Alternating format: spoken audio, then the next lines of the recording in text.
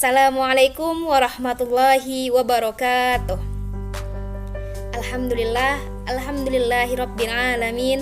Assalatu wassalamu ala asrofil anbiya'i wal mursalin wa ala alihi wa sahbihi ajma'in.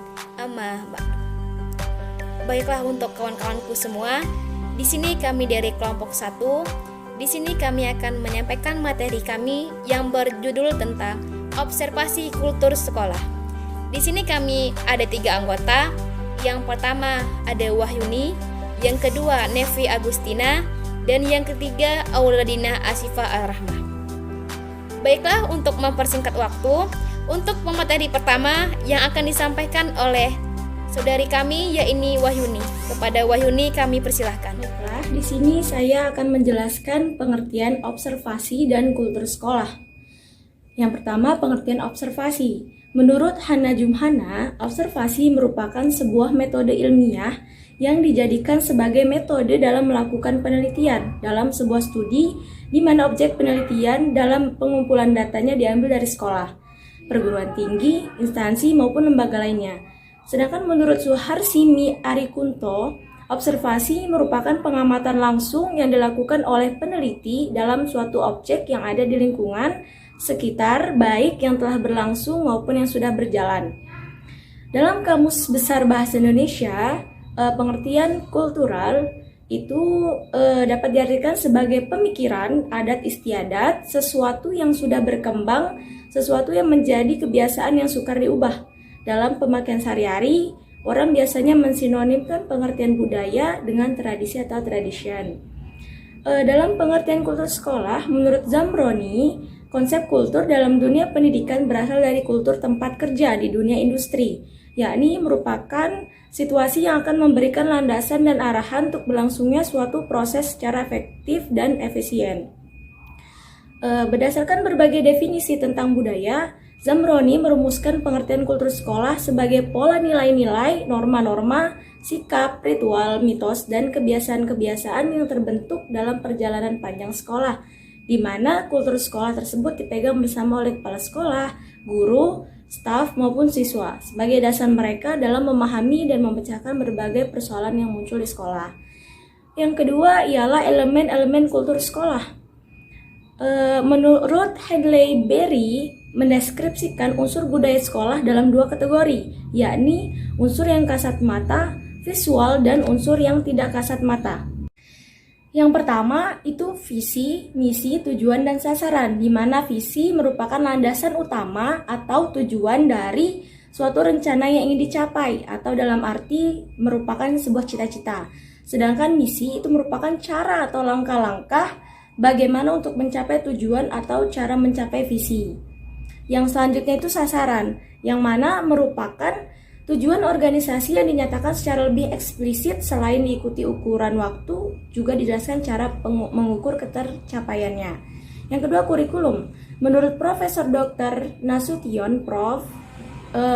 Tersebut, kurikulum dan pengajarannya menyatakan bahwa kurikulum merupakan serangkaian penyusunan rencana untuk melancarkan proses belajar mengajar. Adapun rencana yang disusun tersebut berada di bawah tanggung jawab lembaga pendidikan dan para pengajar di sana. Yang ketiga ada bahasa komunikasi, yaitu komunikasi dengan bahasa yang baik dan benar. Yang selanjutnya ada narasi sekolah dan narasi tokoh-tokoh, di mana narasi sekolah ini merupakan suatu cerita yang dibuat dengan berdasarkan rangkaian atau kejadian peristiwa, yang mana di dalamnya ada tokoh yang menghadapi suatu konflik, yakni dengan tingkaian yang berada di sekolah. Yang kelima ada struktur organisasi. Yang keenam ada ritual dan upacara. Di mana upacara itu merupakan suatu kegiatan yang dilaksanakan sekelompok orang serta memiliki tahapan yang sudah diatur sesuai dengan tujuan. Sedangkan ritual itu merupakan suatu hal yang berhubungan terhadap keyakinan dan kepercayaan spiritual dengan suatu tujuan tertentu. Selanjutnya ada proses belajar mengajar, peraturan sistem ganjaran atau hukuman, dan terakhir itu ada pelayanan psikologis sosial. Sekian materi yang dapat saya sampaikan. Selanjutnya akan disampaikan oleh Saudari Nevi. Kepada Saudari Nevi, dipersilakan. Dalam pedoman pengembangan kurikulum, Departemen Pendidikan Nasional 2003 mengemukakan bahwa kultur sekolah memiliki dua lapisan, yakni yang pertama, lapisan yang bisa diamati dan yang tidak bisa diamati. Lapisan yang bisa diamati adalah seperti arsitektur, tata ruang, simbol, logo, dan slogan. Jadi kita ambil contoh kepada slogan. Jadi kita bisa mengamati, contoh slogannya, buanglah sampah pada tempatnya, budayakanlah membaca. Yang kedua, lapisan berupa nilai-nilai yang bersama yang dianut kelompok berhubungan yang penting, yang baik dan benar. Baik, untuk materi selanjutnya yaitu tentang peran kultur terhadap pentingnya kinerja sekolah. Sebelum kita masuk pada peran penting, jadi kita di sini kita harus tahu terlebih dahulu apa sih itu kinerja sekolah. Baik, kinerja sekolah adalah prestasi yang dihasilkan oleh proses ataupun perilaku sekolah yang dapat dilihat dari produktivitasnya, motivasinya, inovasi, dan kualitas kinerjanya. Apakah kinerja sekolah hanya melibatkan guru saja ataupun slogan saja? Tentunya tidak. Kinerja sekolah salah satunya yang dilibatkan ialah seorang siswa. Kinerja sekolah yang meliputi seorang siswa dalam proses belajarnya, yaitu contohnya seperti kedisiplinan siswa, motivasi siswa, dan daya ingat siswa. Dalam The Jemari 2003 membagikan karakteristik kultur sekolah berdasarkan sifatnya. Yang pertama, bernilai strategis. Yang kedua, memiliki daya ungkit. Dan yang ketiga, berpeluang sukses. Bernilai strategis, yaitu memberikan peluang-peluang kepada warga sekolah untuk bekerja secara efisiensi dan tertib. Jadi, dalam bernilai strategis ini, di sekolah itu membudayakan bekerja secara tertib. Contohnya, ada slogan yang tidak boleh datang terlambat. Nah, itu bagaimana caranya siswa, guru maupun penjaga sekolah agar datang lebih awal secara tertib. Nah, itu termasuk budaya dalam peraturan sekolah. Terus yang kedua, memiliki daya ungkit. Budaya yang memiliki daya gerak ataupun daya ungkit akan mendorong kinerja guru dan siswa dalam semangat tumbuh dan berkembang. Yang ketiga, ada berpeluang sukses. Misalkan, di sekolah ini membudayakan giat membaca. Jadi, siswa yang membudayakan giat membaca, dia akan ingat apa yang dia baca dan akan menjadi pelajaran dia dan akan menjadi kinerja dia ke depannya, sehingga dia akan sukses ke depannya. Terus ada misalkan, ada budaya untuk pemikiran luas. Guru harus mempunyai pemikiran luas. Mengapa guru harus membudayakan pemikiran luas? Karena ketika guru mempunyai pemikiran luas, maka ketika dia mengajar, akan mengajarkan kualitas yang lebih baik lagi. Jadi, pada intinya, kultur sekolah, peran pentingnya terhadap kinerja sekolah yaitu akan menghasilkan orang-orang yang berjiwa besar dalam arti membangun manusia yang meliputi sifat, karakter visi, dan nilai-nilai yang bersifat positif. Kultur sekolah itu memiliki beberapa contoh. Ada contoh yang positif dan contoh negatif. Mari kita bahas contoh positif terlebih dahulu. Contoh positif yang pertama yaitu warga sekolah memiliki keyakinan hanya mereka yang belajar keras dan sungguh-sungguh yang akan memperoleh prestasi tinggi.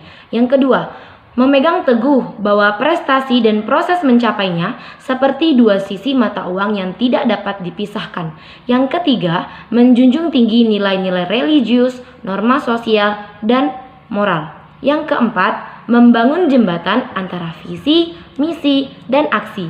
Yang kelima, kepala sekolah, pendidik, dan tenaga kependidikan memiliki kinerja dan etos kerja yang baik dalam melaksanakan tugas dan fungsinya di sekolah.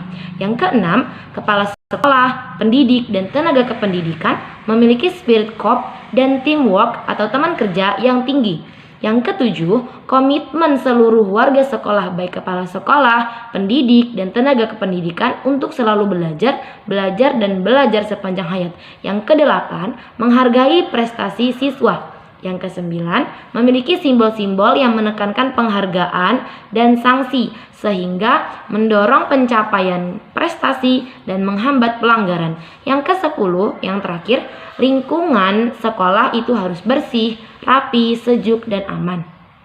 Adapun contoh negatif dari kultur sekolah. Yang pertama, siswa memiliki keyakinan belajar asal-asalan, apa adanya, pasti naik kelas dan lulus. Yang kedua, siswa ingin meraih prestasi yang setinggi-tingginya, tetapi dengan cara yang salah. Untuk mencapainya itu, mereka melanggar norma dan nilai, seperti mencontek, bekerja sama saat ulangan, dan plagiat saat melaksanakan. Yang ketiga, siswa itu tidak antusias menerima tugas, karena hanya akan membuat mereka harus belajar lebih banyak. Yang keempat, siswa tidak khawatir dengan nilai rapot yang jelek, dan beberapa siswa yang selalu mengerjakan PR karena mereka yakin dengan belajar sebagaimana sekarang ini saja mereka itu bakal naik kelas dan lulus mendapatkan ijazah. Nah, ijazahnya ini dianggap sebagai sesuatu yang penting, tetapi tidak diperlakukan sebagai simbol ilmu yang telah dikuasai. Yang selanjutnya, yang kelima, siswa malas belajar dikarenakan guru yang tidak menarik, tidak antusias dalam mengajar, dan tidak menguasai materi. Yang keenam, hasil karya siswa dan prestasi sekolah tidak dipajang sebagaimana mestinya, yaitu sebagai suatu kebanggaan yang dapat memberikan motivasi untuk yang lainnya. Yang ketujuh, guru sering melecehkan siswa dan tidak memperlakukan mereka sebagai anak yang dewasa, melainkan memperlakukan mereka sebagai anak kecil. Nah, oleh karena itu, sebagai balasannya, siswa tidak menghargai guru. Yang kedelapan, sekolah tidak disiplin dalam melaksanakan proses belajar mengajar dan menyalahkan siswa atas prestasinya. Yang kesembilan, kebijakan kepala sekolah yang pilih kasih. Yang kesepuluh, menghindari kolaborasi dan selalu ada pertentangan. Yang kesebelas, mereka yang inovatif malah dikritik dan tidak disenangi. Selanjutnya, di antara warga sekolah tidak ada rasa saling percaya dan selalu mencari kesalahan orang lain. Banyak siswa dan guru yang terlambat datang ke sekolah. Contoh negatif terakhir, lingkungan sekolah yang kotor, membuang sampah tidak pada tempatnya. Baik, mungkin itu yang hanya dapat kami sampaikan.